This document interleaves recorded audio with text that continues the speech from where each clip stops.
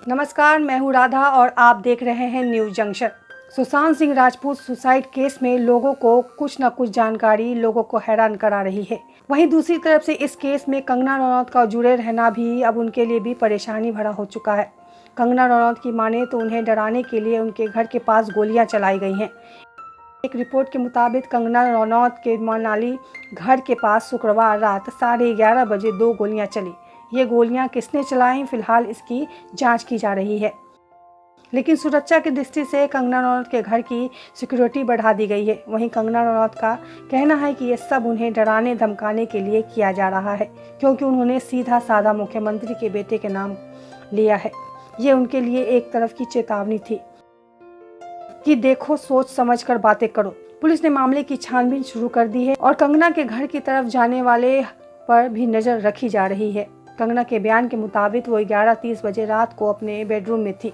उनके घर में 3 फ्लोर है और एक बड़ी बाउंड्री वॉल है, जिसके पीछे एक तालाब है और सेब के बाग हैं। 11:30 बजे के करीब कंगना ने एक आवाज़ सुनी जो किसी पटाखे जैसी थी। पहले उन्हें लगा कि पटाखा है, लेकिन फिर एक और आवाज़ आई और कंगना घबरा गई, क्योंकि वो आवाज़ गन शॉट जैसी थी। इस समय मनाली में टूरिस्ट सीजन नहीं है और न ही इस समय कोई घर से बाहर पटाखे जलाने निकलेगा। कंगना ने तुरंत अपनी सिक्योरिटी को बुलाया और उनसे पूछा कि क्या हुआ है, तो उसने तुरंत कहा कि कुछ बच्चे होंगे और उसकी टीम ने कहा कि हम जाकर देखते हैं कि पटाखों या किसी और चीज़ की आवाज़ थी। कंगना का कहना है कि अब इस आदमी ने शायद कभी गनशॉट की आवाज़ नहीं सुनी होगी, लेकिन मैंने सुनी है। उसे लगा कि किसी ने कोई शरारत की होगी। उसने अपनी टीम के साथ जाकर देखा, पर कुछ मिला नहीं। कंगना का कहना है कि उसके घर में 5 लोग थे और पांचों को लगा कि ये बंदूक की गोली की आवाज़ है, इसलिए हमने पुलिस को सूचना दी।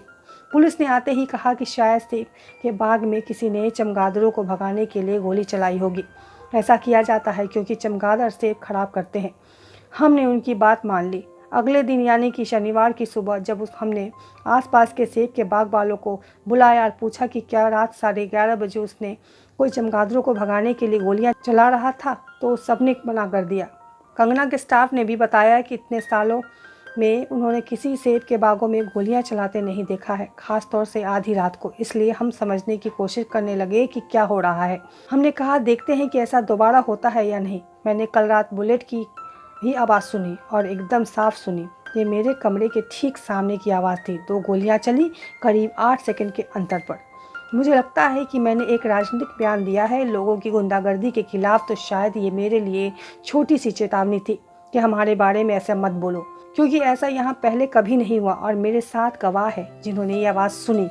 मुझे नहीं लगता कि ये कोई लोकल हथियार था 22 mm वाला, क्योंकि मेरे पापा के पास भी राइफल है और मैंने उसी आवाज़ सुनी है।